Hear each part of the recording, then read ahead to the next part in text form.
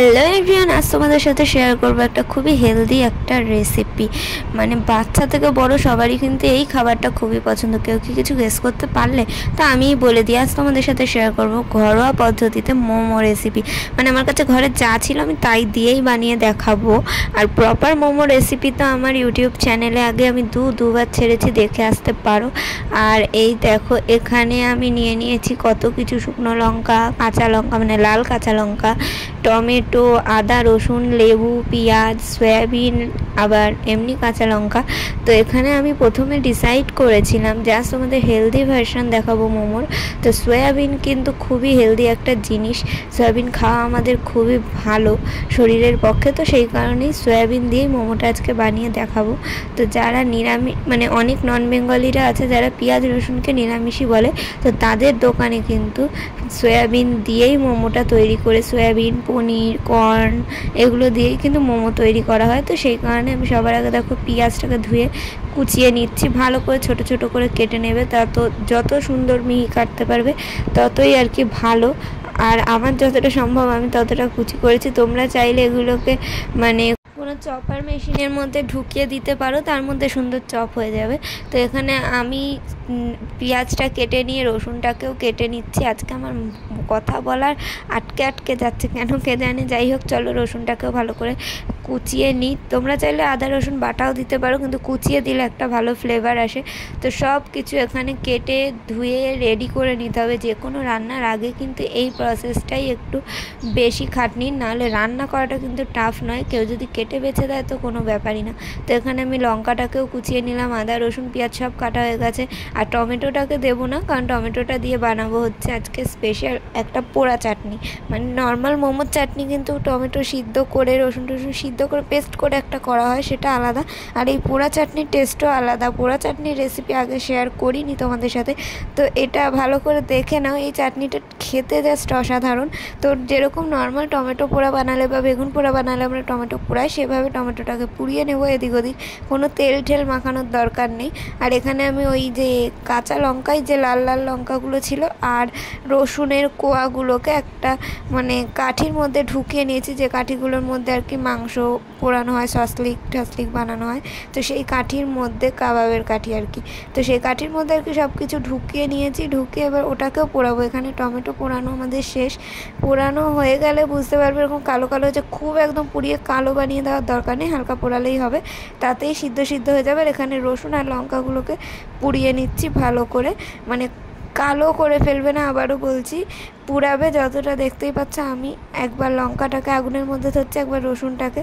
এরকমভাবে হালকা হালকা পুড়িয়ে নিলে রসুনের খোসাটাও কিন্তু সহজেই ছাড়িয়ে যাবে। আর এখানে খুব অল্প পরিমাণ রসুন ইউজ করছি, কারণ টমেটোটাও তো অল্প আছে সেই কারণে। আর লঙ্কা নিয়েছি এখানে নর্মাল কাঁচা লঙ্কা, যেটা লাল হয়ে গেছে সেইটা 3টে নিয়েছি। আর নর্মাল শুকনো লঙ্কা যেটা বাজারে পাওয়া যায় সেটাও ইউজ করব, কিন্তু হ্যাঁ, যদি বেশি ঝাল খেতে না চাও কম ঝাল দেবে। আর কালারের জন্য কাশ্মীরি লঙ্কা পাওয়া যায় এরকম শুকনোই বড় বড়, সেগুলো দিতে পারো, কিন্তু আমি লঙ্কাই দিচ্ছি কারণ ঝাল চাই আমার। কিন্তু কয়েকটা লঙ্কার বীজ ফেলে দিচ্ছি, কারণ বীজেই মেন ঝালটা থাকে, খোসায় না। খোসার কারণে লাল লাল একটা সুন্দর কালার আসবে তাই। তো লঙ্কার বীজগুলো এভাবে বার করে তারপরেও করতে পারো। আর চাইলে এই লঙ্কাগুলোকে আগে থেকে কিছুক্ষণ গরম জল বা যে কোনো জলে ভিজিয়ে রাখতে পারো, তাহলে সহজেই পেস্ট হয়ে যাবে। কিন্তু আমার খেয়াল ছিল না, আর আমি ভাবলাম তাড়াহুড়া করে বানাচ্ছি, মানে হঠাৎ করেই ফোনে দেখছিলাম ভিডিও, তো মোমো খেতে ইচ্ছা হলো তাদের দেখে, মানে ফোনে আর কি মোমোর ভিডিও আসছিলো বারবার। তো সেই দেখেই ভাবলাম বাজারে কেন যাব কিনে খেতে, আর সেগুলো একদমই হেলদিভাবে বানানো হয় না। তো সেই কারণে আমি বাড়িতেই বানিয়ে খাবো। আর তাছাড়া বাজারে ময়দা দিয়ে মোমো বানানো হয়, তো তোমাদেরকে বলাই হয়নি, আজ তোমাদেরকে আমি আটা দিয়ে মোমো বানিয়ে দেখাবো। তোমরা অনেকে নাক সিটকাতে পারো, আটা ময়দা বলে কিছু না, ময়দা খাওয়ার থেকে আটা খাওয়াটা বেশি হেলদি। তো সেই কারণে আজকে আটা দিয়েই মোমোটা বানিয়ে দেখাবো।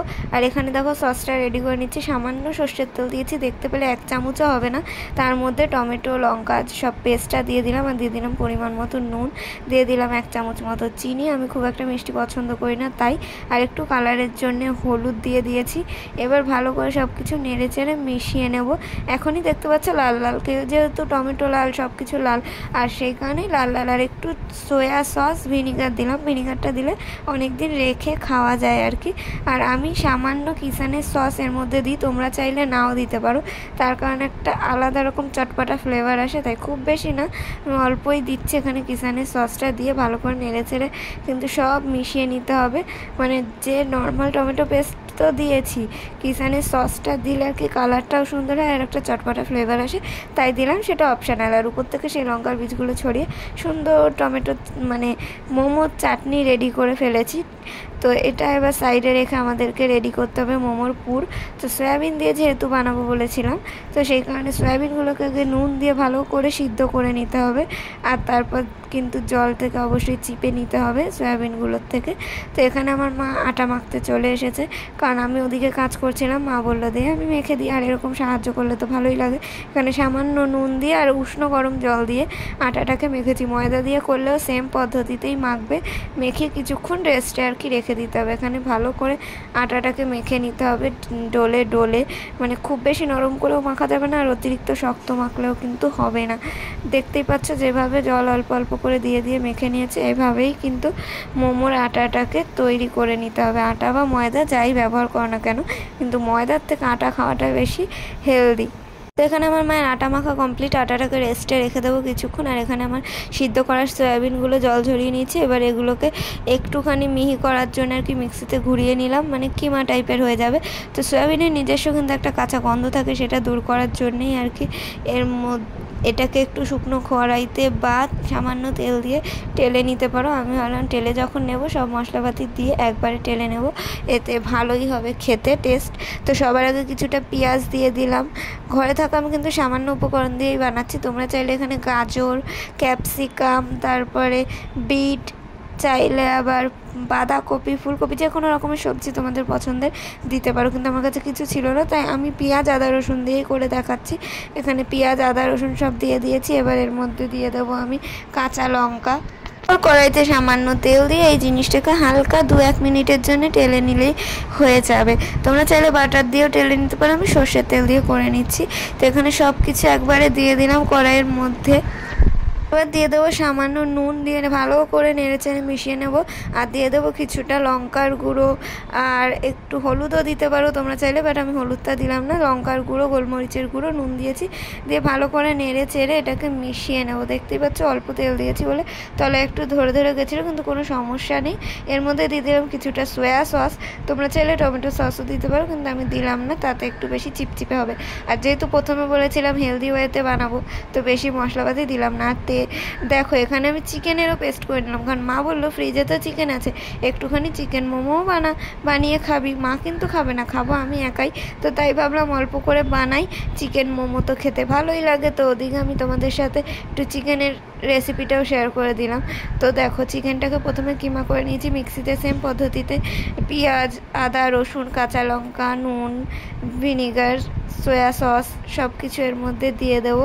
আর একটুখানি মশলাপাতি দিয়ে দেবো, মানে গোলমরিচের গুঁড়ো, লঙ্কার গুঁড়ো, এগুলো আর কিছুই না, জাস্ট এটাকে একসাথে মিক্স করে নেবে। এটা কিন্তু কাঁচাই হবে, ভাজার কোনো দরকার নেই, চাইলে তোমরা ভেজে দিতেই পারো, কিন্তু কাঁচা সেটা এমনি ভাপে সিদ্ধ হয়ে যায়, সেটা একটা জুসি মতো ফ্লেভার হয়, তো সেই কারণে আমি কাঁচা মাংসটাই দিই, প্রেফার করি আর কি।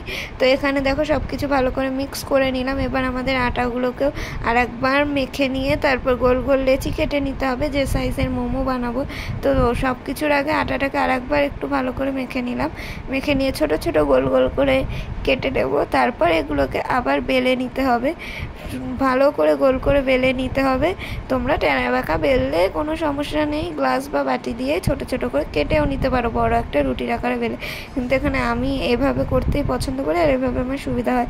তো আমি এখানে বড় বড় করে বেলে নিচ্ছি। আমার মাও কিন্তু এখানে সাহায্য করছে, ক্যামেরা ধরে মাঝে মধ্যে বেলে দিয়ে মোমো শেপ দিয়ে। তো এখানে আমি 2 রকমের মোমো শেপ দেখাবো। সত্যি বলতে কি আমি মোমো খুব একটা খারাপ বানাই না, কিন্তু মোমো শেপ দিতে গেলে কিছু না কিছু একটা গন্ডগোল হয়েই যায়। তো এবার নতুন একটা শেপ ট্রাই করব, কীরকম কী হবে আমি জানি না। এই শেপটা এখন খুব ফেমাস বাজারে, এরকমই মোমো পাওয়া যায়, তো ট্রাই করছি কেমন হবে আমি আমি জানি না, তোমরা যেই শেপটা সুবিধা সেটাই দিতে পারো। আমার আগের ভিডিওগুলোও দেখে আসতে পারো বা যে কোনো ভিডিও দেখে মোমোর শেপ দিয়ে নিতে পারো আর নিজের পছন্দ মতো। তো আগেরটা ছিল সয়াবিন মোমো, তো সেটার শেপ আলাদা, আর এই চিকেন মোমোর শেপটা আমি আলাদা দিচ্ছি। আমার পছন্দ মতো দুটো ইজি শেপ দিয়ে নিলাম, যাতে দুটো আলাদা আলাদা থাকলে চেনা যায়। তার মাঝে একটা দেখেছো একদমই ভিন্ন দেখতে, ওটা কিন্তু সয়াবিন মোমোই, কিন্তু আমি একটু আলাদা রকম ট্রাই করলাম। এবার ভাপে বসাবো, তলায় বসিয়েছি হাঁড়ির মধ্যে রয়েছে জল আর উপরে রয়েছে একটা ঝাঁঝরি মতো।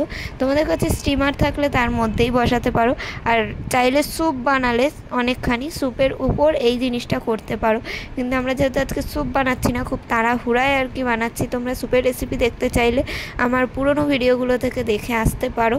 আর এখানে সমস্ত মোমোগুলোকে উপর থেকে সাজিয়ে সাজিয়ে দিয়ে দিলাম।